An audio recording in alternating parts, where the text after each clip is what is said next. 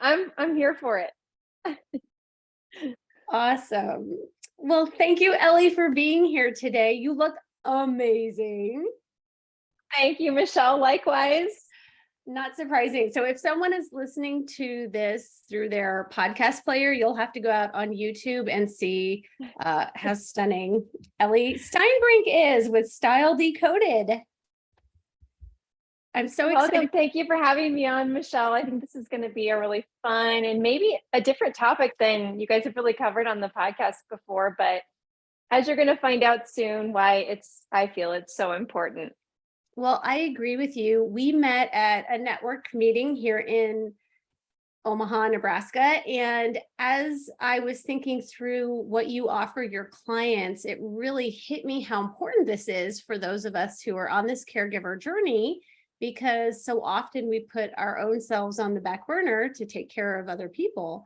And we start to lose our own identity and lose touch with ourselves. And I do think that what we put on from the moment we wake up in the morning ties in with all of that. So let's just start with you telling us a little bit about your business and what it is that you do. Yeah, well, that was a great intro. And I think you're right. If I can just speak to what you said there, and I would say it's true not just of caregivers, although I do understand that that is a special time in someone's life where you're being called and your time and energy is being demanded of. But what I've observed in working with women is that it's actually very common, whether you're a caregiver or not, for us over time to just sort of lose sight of ourselves, pour into others, pour into our other responsibilities. And, we end up at the bottom of our to-do list, which is just part of it. But in that happening, there is that point in your life where you say, well, what is it that I care about? What do I love? What is it that I want for myself? So that was a fantastic intro. My name is Ellie Steinbrink, as Michelle already introduced me as. My company is Style Decoded. I started it almost 3 years ago in the middle of the pandemic. But styling has not always been my life. It has not always been my career. When I first started out out of college, I wanted to be in marketing. I joined an advertising agency. I was in client service. I poured myself into helping companies develop their brand, develop their communications, develop their content, and spent about 20 years of my life doing that. And along the way, I had, my colleagues, friends and family that I knew would always say, you look so pulled together all the time. Can't you just come and come over to my closet and, help me out, or let's, take me shopping someday. And I kept thinking, well, wouldn't that be a dream? That doesn't even seem like reality, that is something I could actually do. And as the years went on, this idea of styling as a life, as a business, kept just tugging at me. And so when the pandemic hit, I had been working with a company, a very small family-run business at the time. And their particular line of business was hit very hard with the pandemic, and I was let go. And at this time, I'd already started to do some styling on the side because that little nagging had never quit on me. And that was my sign. That was my sign from the universe that I needed to align these worlds, my passion of wanting to style women and, my passion of creating brands, and put those two together. So what it has evolved into is helping women, busy working professionals identify their style, their identity, how they want to show up in the world. I like to say aligning their insides with their outsides. Ooh, And to make that's it a so good. whole, yes, I know. To me, style is so much more than when we think of style, sometimes you see these images of runway fashion, women who don't look like they're real. And that's not what it's about to me. To me, it is much more about bringing your insides to the outsides, a full expression of who you are, and getting rid of all the other shoulds, that I should be looking like this. I should show up in this way. My coworkers look like this, so I need to show up in that way. So, as you mentioned at the beginning of this podcast, at this point in our lives, women in their 40s and their 50s, they have so many things going on that even if they do desire to have this for themselves, it can be very difficult to do it because Right. their time, their energy is just being pulled in so many different directions. So Right. I like to offer this up to women as sort of a gift to themselves, because it is not just about the clothes. It is about showing up in a way that feels like you, showing up in a way that gives you energy throughout Mm-hmm. the day, which we'll talk about that, I'm sure. But in a nutshell, that's who I am. So almost 3 years running, loving what I do. I work one-to-one. I work virtually, which I know to some may sound crazy, but it works wonderfully. And it's not just style. It kind of feels like a therapy session sometimes, because in the process of figuring out your style, you kind of have to re-engage with who you are and what you want. Yes. What really comes up quickly for me are two things. One is I feel like I'm caught between a really polished executive and my Yes. inner hippie from Yes. growing up in the San Francisco Bay Yes. Areas in the 80s. And so Oh, I yes.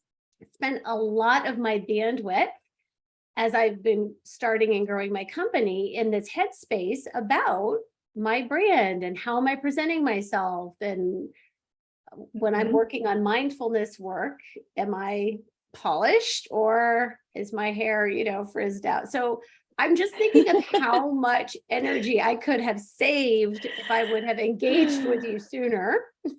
Yes. Well, there's a way I start off with all my clients, and I like to call it setting your style foundation. And so part of that setting the style foundation is doing a little bit of dreaming, visioning. Michelle, who do you want the world to know who you are? What is that version of yourself you've always wanted to step into? We go through a number of exercises to define your 3 style words. But the reality is that we can dream and vision all day long, but when it comes to putting those things into action, putting a style that you love for yourself into action, Mhm. what can happen is things get in the way. Things like shoulds, expectations set by yourself or others, or the culture, rules that we've put on ourselves or other people have put on ourselves about how we should show up. I mean, just think about the image of a professional woman. Think of a stock image, and Right, what is she wearing? right. um, we all can see that in our mind right now. That may or may not align with you. So that is probably the most transformative part of when I work with a client is, yes, let's have fun and talk about what you want your style to be, but let's really figure out on a day-to-day basis what's not allowing you to step into that version of yourself. Did someone on the playground when you were a child tease you about how you looked or your Mm. body? Did you go into a workplace and decided that because everyone around you is dressed in a certain way that you'd better show up that way too if you want to be successful? Or you look just around, and if you're running your own business like you are, Michelle, if you look around and you think, well, all of my other colleagues are dressing this way, so maybe I should too. I Mhm. actually have a really fantastic story of one of my clients. She's a educational neuroscientist, and she actually taught me a lot of things that you guys will hear probably today. I'm going to speak to today about how what we wear impacts the rest of our day and how we go about our day, our interpersonal connections. But her story is one in which that she ran her own business. She would speak, she would run webinars, she would teach about educational teaching people about neuroscience and how powerful our brains are. Wow. And she is one, yeah, she's a great one to follow too. Stacy Danford is her name. We can put it in the show notes. Um, but she is one that has a really fun, colorful, full of pattern mixing. If you kind of can envision this, just all out style. Okay. Mhm. And one day she had been working with this company, we're going to come and speak to this company, their organization, about what she knows with brain and power of gratitude and everything. And they were actually at the near end of their contract negotiations. They were almost ready to finish this out and get her on stage with their organization. And in their conversations, the woman who she was on the phone with said, Stacy, everything's looking good. I just want to say, I've been looking around your website and seeing all your images. And I was just wondering if you might just show up on the day that you're scheduled to speak in something more business-like, more appropriate. Ooh. And as you can imagine, as a woman, now the thing I'll say about Stacy, she is by no means inappropriate in what she wears. Sure. Not by any means. So to hear someone say this to you and have it be a factor in your business surely took her aback. I know it took her aback. Mm-hmm. And here she was, struggling with, okay, I'm presented with this challenge now. I'm running my own business. It's important that I have a speaking engagements. I need to make money. I need to grow my business. So that's on the one hand, one voice. The other voice is, I cannot imagine myself stepping on the stage wearing whatever they have in mind as appropriate business wear. Right. And, she had a big decision to make. What do I do? If I go and accept this speaking engagement, I show up in something, I'll probably have to go buy something that they would feel is appropriate. I might be a little bit off my game because I don't feel comfortable wearing that, but everyone else feels like that's what I should be wearing. But on the other hand, if she declines it, perhaps she gets a bad reputation for her business, difficult to work with, whatever those might be. And it might be a hit to her business. What if word gets around and then I don't get any other speaking engagements? But I was so impressed with what she chose to do, which was to decline the speaking engagement. Wow. Because she knew, yes, wow. Can you imagine yourself doing this? She knew that stepping onto that stage as someone that she wasn't was going to affect everything about her delivery, about who she is when she, as a business owner, this is who I am. And actually what she has learned since is when she goes to conferences and there are other neuroscientists there, she's not like the others. And it's sort of refreshing. When you think of, let's generalize here, but when you think of a neuroscientist, you probably aren't thinking bubbly, bright pink pattern, out there fashion. You're probably thinking bow tie, an appropriate suit, So in some ways, this all was a part of her brand. It was not only just who she was on the inside, but people were actually attracted to her. And guess what? Instead of this being a big failure for her business, it ended up that there was several business engagements, speaking engagements that came right after she declined.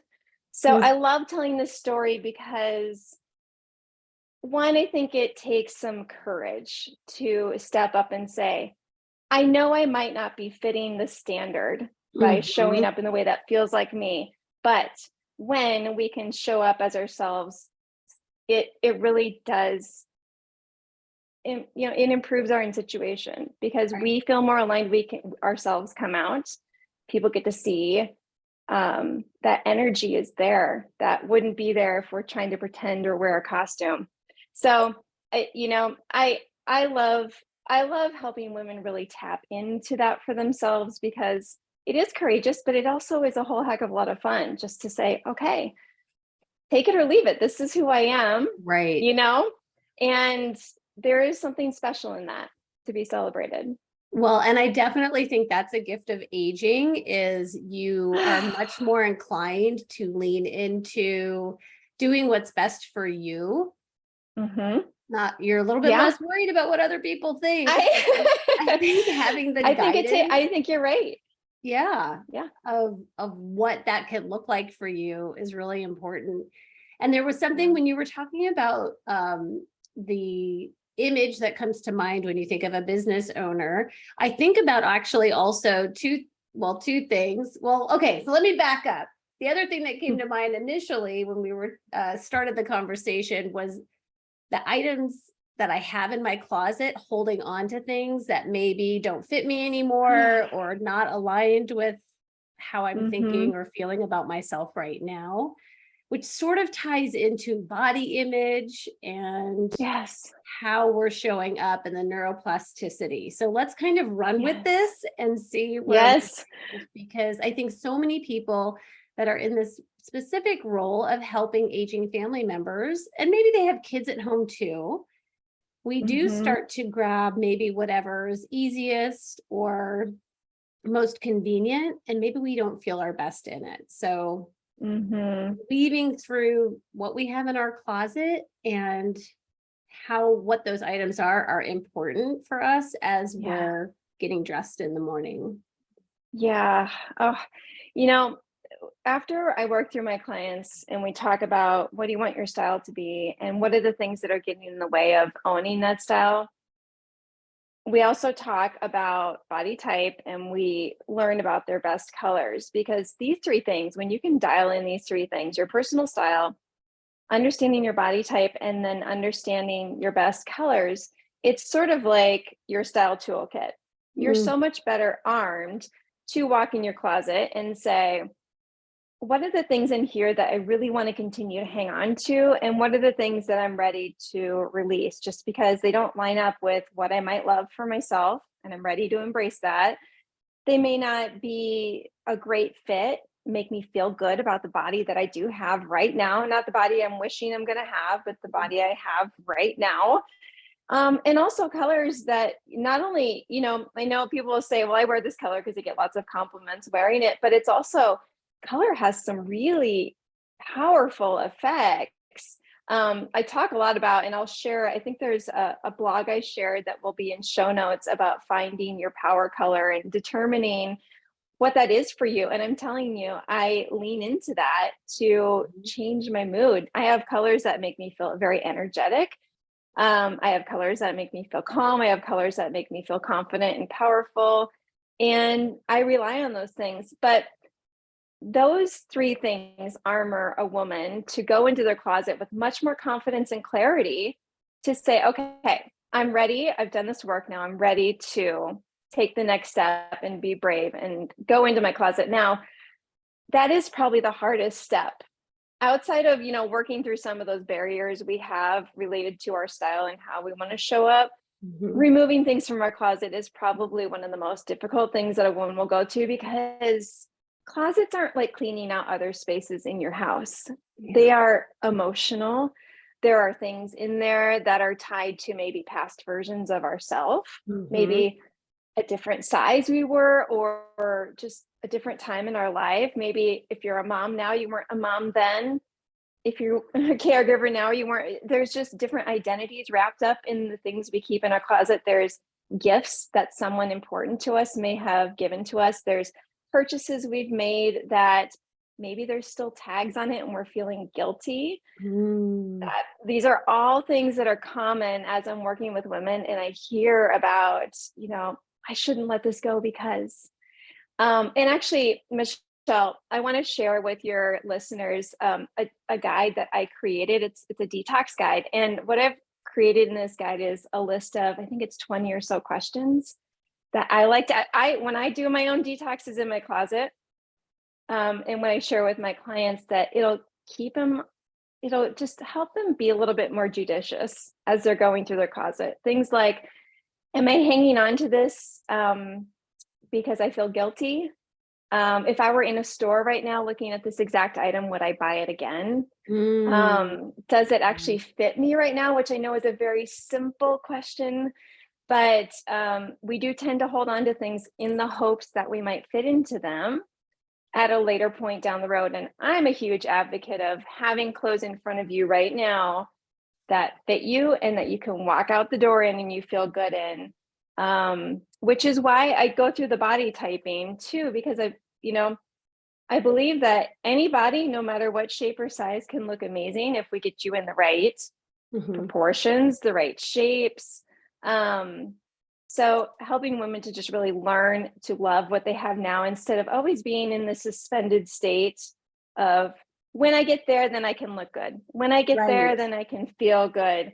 But yes, the detox guide is something any of you can download. It also includes tips for how to organize things as you go. So if you're a person who's like, I don't know where these things should go. There should be piles for donation, piles for tailoring, piles for just trash it.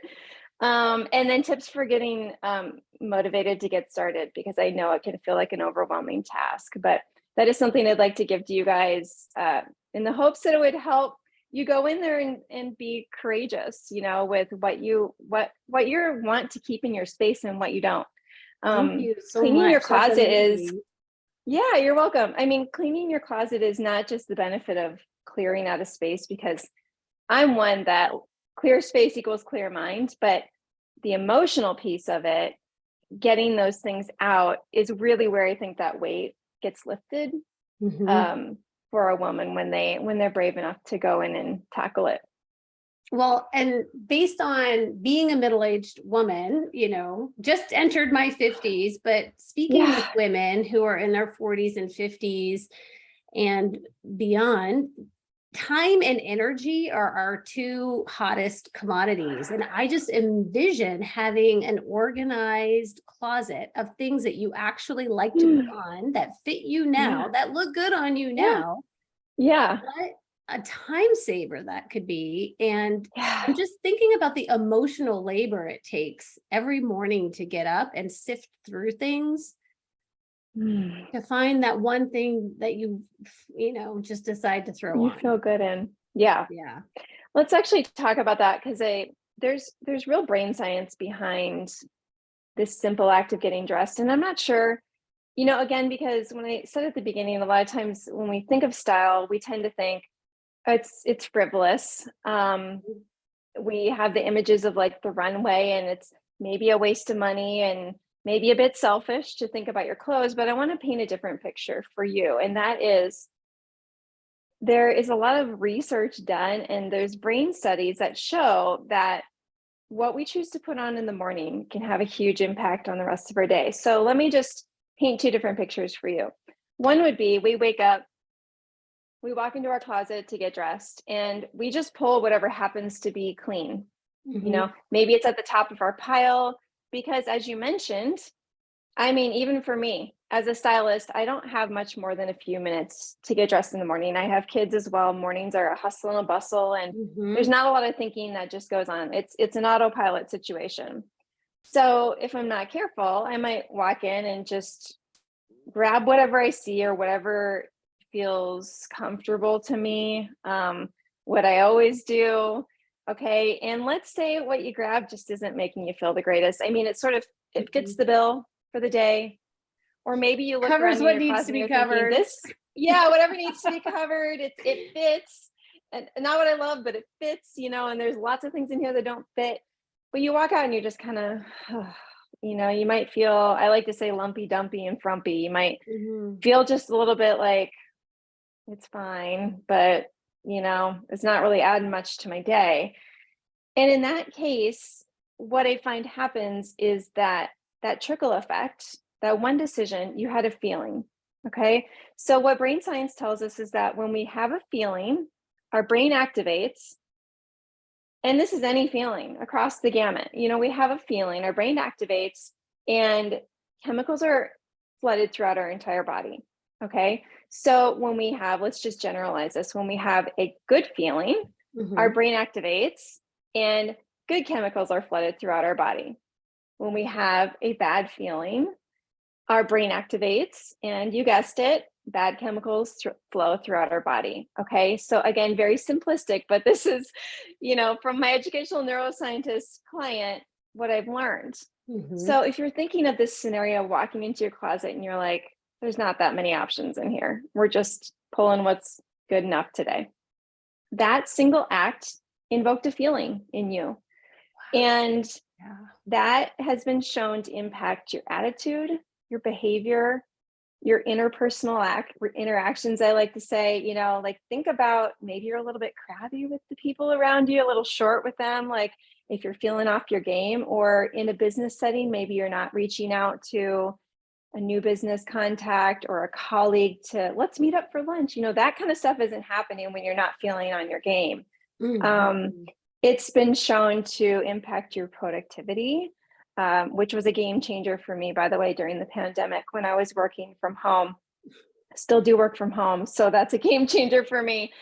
But if you flip the situation around and you wake up and you go into your closet and you have the best outfit to put on. Maybe it's just a color that energizes you or Mhm. that, makes your eyes light up in a great way or something, it just lights you up or it's a shape that feels good to you or the material feels really nice, it just you feel most yourself.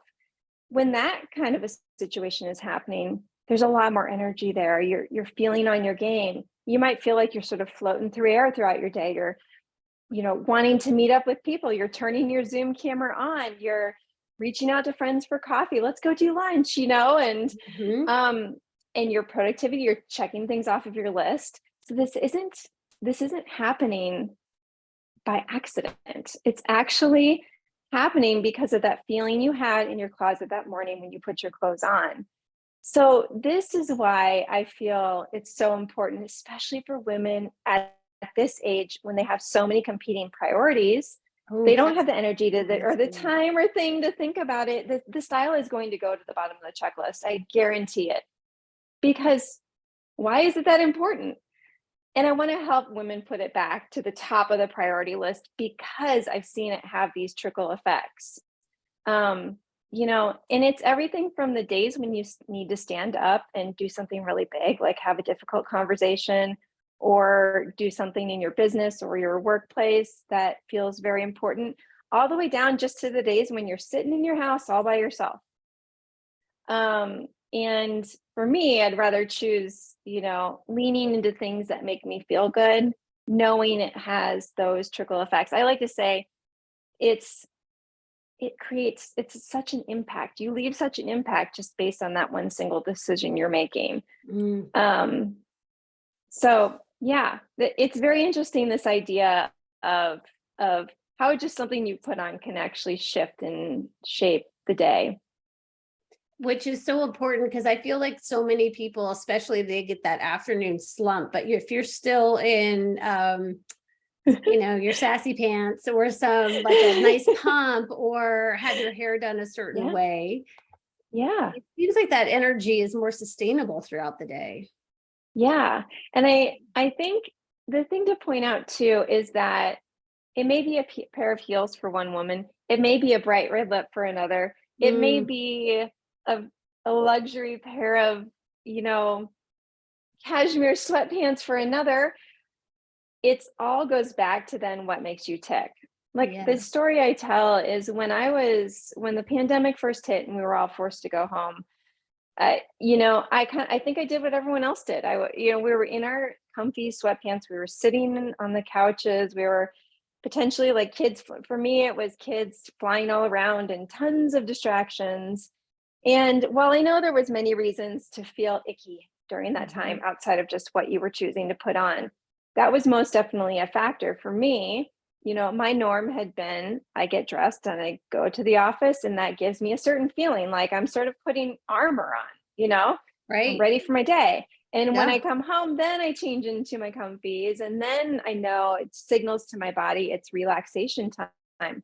Well, what I figured out during that pandemic time is that putting something on for the day instead of just staying in my pajamas or staying in my comfies was actually a trigger for my brain to get productive. It was a trigger, it was an energy booster that I didn't even realize was happening on a daily basis because we had never been in this situation. I mean, I had stayed home for snow days and such, but it wasn't until then that I realized, oh gosh, there is something to this getting dressed. It actually puts me in a different frame of mind.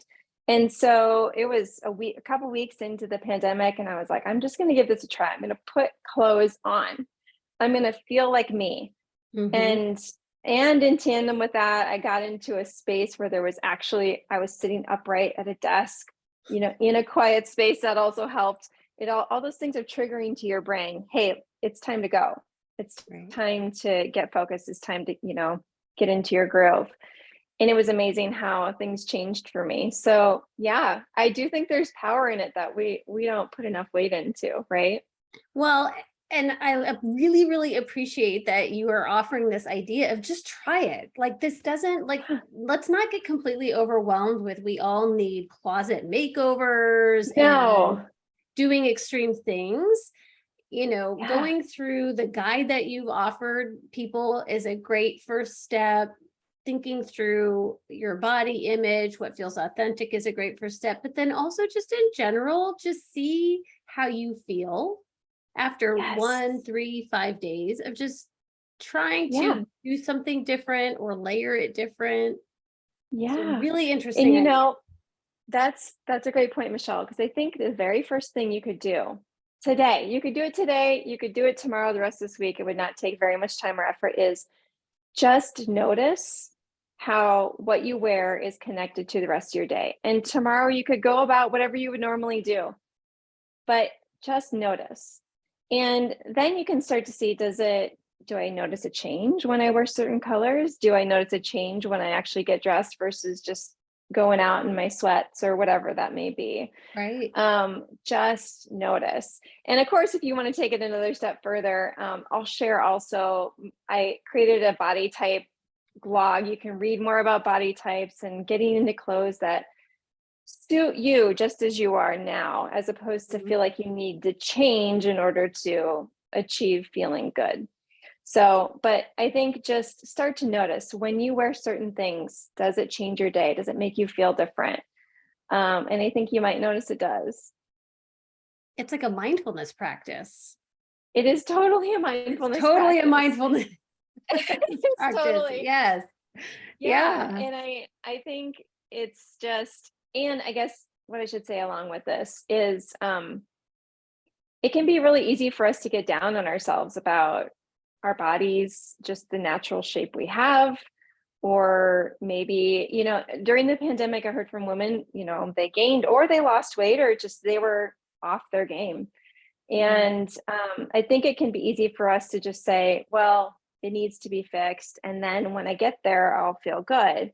But one thing I have been coaching my clients to do, and I talk about this on social too. So if you guys want to just start following me, or I mean, I do share a lot of this Absolutely. stuff. I talk a lot about not just, I don't really talk so much about style trends. I talk more about just channeling this, using style to make you feel better. But one thing I love is, when that inner critic starts to, that mean girl talk, whatever you want to call it, that internal dialogue starts happening, what I've tried to do to counteract that is write down 5 things that you do love about your body as is. It might be as simple as your smile, Mhm. or maybe you really love the color of your eyes, or your collarbones, or your calves. It could be anything. Write down 5 things and repeat those 5 things to yourself at least daily, or anytime that mean girl critic, that inner Mhm. critic starts to get loud.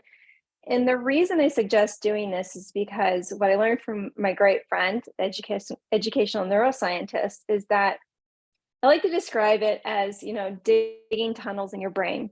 So whatever thoughts you're repeating to yourself, a neuroscientist might call it creating new neural pathways. But I Mhm. like this imagery of digging a trench. So when I wake up and my mind starts going, maybe I'm in my closet or I'm standing in front of the mirror after a shower and I'm just, all the thoughts are going. Those negative thoughts are digging trenches deeper and deep and deep and deep, to the point where those thoughts just become very automatic. Mhm. There are what we automatically go to when we're not thinking much about it. So the goal is that we want to create new trenches that are more helpful and positive for ourselves. And so the great thing about the brain is that it can shift based on what you repeat. So if you start digging a trench, today, tomorrow, if you write down these 5 things Mhm. and you keep going with it, you're building that trench. And every day you do it, and every time you have one of those negative thoughts, you're building that trench even bigger, to the point where maybe your negative trench is not as deep. And it's this other one, this self affirming, I am great just how I am. Mhm. You're digging that trench even deeper. So I grew up on a farm, and so I was always riding on gravel roads, and it makes me think of that too. Whenever you would try to get off of the if they hadn't graded the dirt road in a while, Mhm. once if you tried to get off of that path, it would just kind of snap you right back into it. It's kind of the similar thing. If Yes. you're not thinking much about it, you're just going to snap right back into those negative thoughts, or you're going to snap into those more positive thoughts. And so just some tip that maybe you guys could try out today. I had a friend actually who challenged me to write 50 things that I loved about myself. And for those of you who are challenge seekers, that it is challenging. And it may be more or less challenging for you, but I find that to sit down and be intentional with writing things that you love about yourself is difficult, but it's a good exercise. Oh, that is so brilliant. And it's so powerful because it's something that people can do right away, today, right Yeah. now. I held a retreat this weekend, and the ladies and I were talking about the morning inspections. Like when you get up in the morning and you Oh, go to the mirror and you're like poking around yes. looking for things that have grown overnight. And The gray hairs. but the gray hairs and things like that, where what if instead we had that sticky note of 5 things that we just love about ourselves? And so instead Yeah, of doing all of these inspections in the morning, I we're love reading, that. focusing on that sticky note to create that new neural pathway. I love that. How powerful And that can just in be. case anyone's feeling frustrated when they start their 50 things, it took me a really long time. So And it's not I a one and mean, done list. a few weeks. um, but and the beauty in it is that it really does require you to focus on the good. I love that introspection. That's a great tip. Well, and I was really grateful because I feel like that's something that happens, I think, from a very young age as a girl, where you start this compare and despair. Um, and so just an interesting concept of having that. I love the idea of just the top things that you love about yourself, having that easily accessible Yeah. in the And I morning. think you're right. I mean, give yourself some grace because in some cases, we have been digging those trenches since we were little girls. Yes. Um, I've heard many women tell me stories about being teased for their size or for how they looked. And sadly, those things, they really stick and they form and shape our opinions of ourselves for into our adult, 50 or Well, 60-year-old yeah, women that we are. of And course. but it doesn't mean you can't upend it. It doesn't mean you can't upend it. And it is not, I'm going to be the first to say it's not just you write the 5 things and your problems are going to be solved. Right. It's it's a practice. It's a Right. practice and a good one to, just embrace. So, The other thing that I'm thinking of is when we're up in the morning and we step into our closet and we say, "Well, I've got nothing to wear," but we have hangers that are full and a dresser that is bulging, and we feel like we have nothing to wear. I have no idea what the psychology is behind that, oh, if less is more or what's happening, but it's like we're overwhelmed with yes. too much. Yeah. I do have some thoughts about what is going on. One, it could be that the things in your closet maybe aren't what you really love. So Okay. going back to like taking time to figure out what is my style? Am I leaning? Am I buying things just because I feel like I should, or just to cover up? Or I wear black because black is supposed to be slimming, but maybe it's not my favorite color. Okay, so that might be something where the items you have aren't suited to you. Mhm. Um, the other thing is that we have a tendency to categorize our closets. So what I mean is, these clothes, and some women will actually organize their closets in this way. These are my work clothes, these are my casual clothes, these are my going out clothes, these are my weekend clothes. And when we get very segmented like that, it makes it really hard to use our clothes in multiple ways. Mm. So one thing I love teaching is, you know, let's not categorize. Let's just think of one wardrobe that can be used in many different ways. So think about like this moto jacket I'm wearing. You Mhm. might think, okay, well, that's maybe for like going out, or, it's definitely not a workwear item, and it's definitely not for casual weekends. But what if you could expand your mindset and say, well, what is a way that I could wear this in a business setting? What is a way I could wear this outside of what I would normally think to wear? And I'll do this on my social channels often, but I like to challenge myself and those following to take an item in their closet and figure out 3 different ways you could wear that item. Ooh. And so when you walk into your closet and you say, I have nothing to wear, it might be linking back to that you're just wearing the same thing in the same way over and over and over. So you get bored with it really quickly. Right. And when you can challenge yourself to say, what is a way I could wear that is not in the normal way I wear it? So then your brain is sort of engaged, and you're more excited about the pieces you have when you start to use them in different ways. Love So that. yeah, I do think boredom with our closet is something that happens to a lot of women. And so when we get bored, then we think we need to go shopping, when that may or may not be the right solution to go shopping. But when you shop, you add more to your Mhm. closet, and then you start wearing those things, and maybe you only wear them in one, like you wear it as an outfit, like this top only goes with these jeans. And yet after so much time, you do get bored. And so then you go to more shopping. And so you can see how that can sort of spiral out of control. You keep Right. adding, but you're not getting great use out of the things you do have. So that's a really fun thing. I've been able to, I love watching my clients say, oh my gosh, I never thought of wearing it in that way.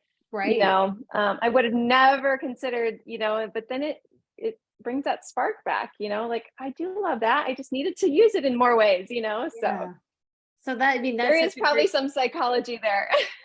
yeah, for sure. Well, it feels creative and fun and Yeah. maybe whimsical to take a piece and wear it in a different way. So I'm hearing Yeah. that you help people take what they have and Yeah. maybe mix it up and work for Yeah. them. And it, Yeah. I mean, I'm a huge believer in using what you've got if it's Mhm. good. And if it suits your lifestyle, it suits your style, why not? So when I work with clients, it's a process of looking at what you have and then adding in pieces, smart pieces that reflect your style, that reflect your budget, that reflect your lifestyle. Where do you need to go? Are you going out? Are you working? Are you not working? Because we have a tendency to buy things, but maybe it doesn't suit what we need for our life.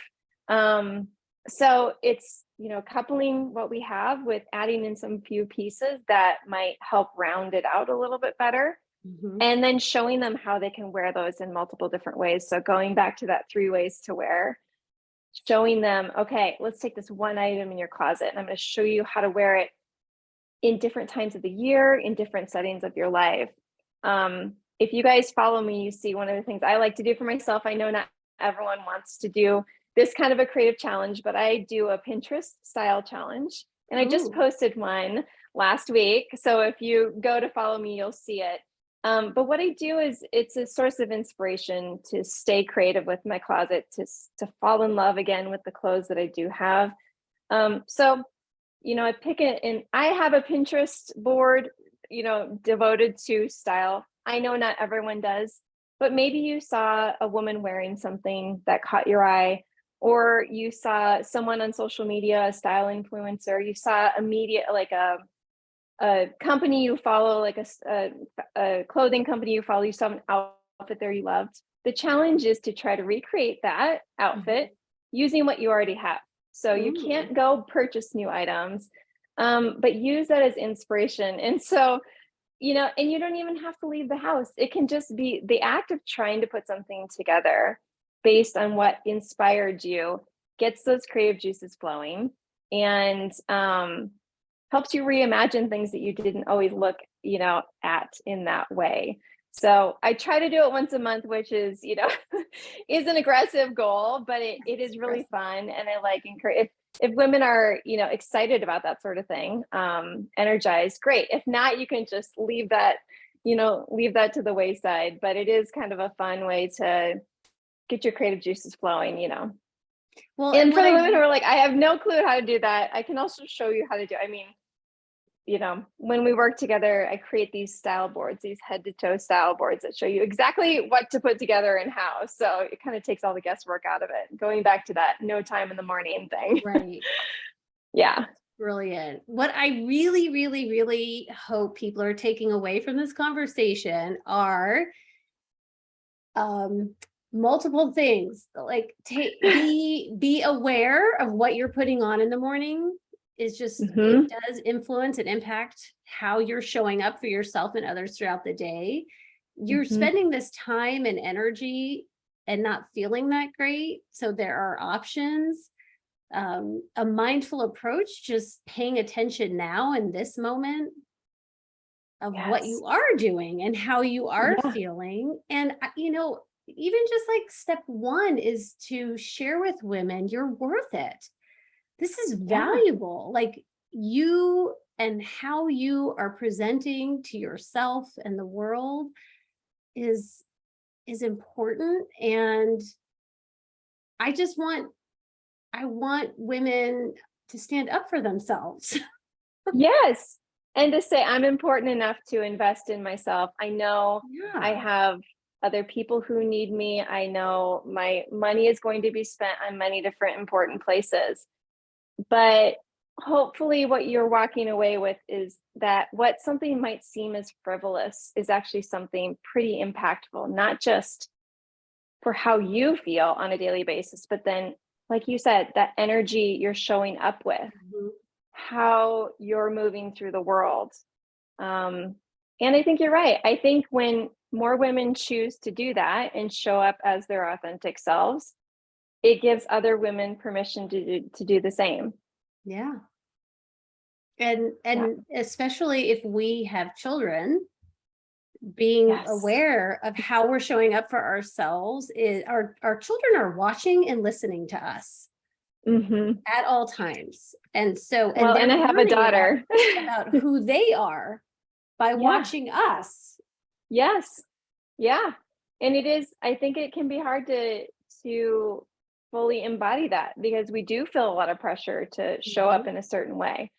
But I think as we move throughout the world, people are going to be judging us regardless. Mhm. I mean, it's why we think about what we put on our bodies when we go on first dates, when we go on an interview, when we have big things in our life. But people are going to judge no matter what.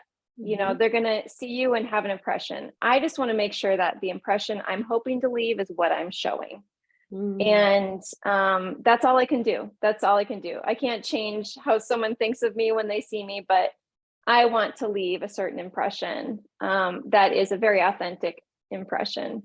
But yes, I do think about this a lot. And I have had to answer a lot of questions from my daughter, learning I'm a stylist. Why are you doing this? Mhm. Why is this important? And it really did ensure that I was, always channeling back to what was important, which is it really does change how you feel.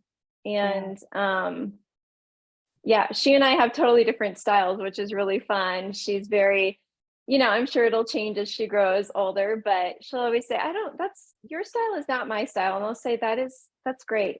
The I more styles, the merrier, like we don't need Yes. to be like everybody else. Just you do you.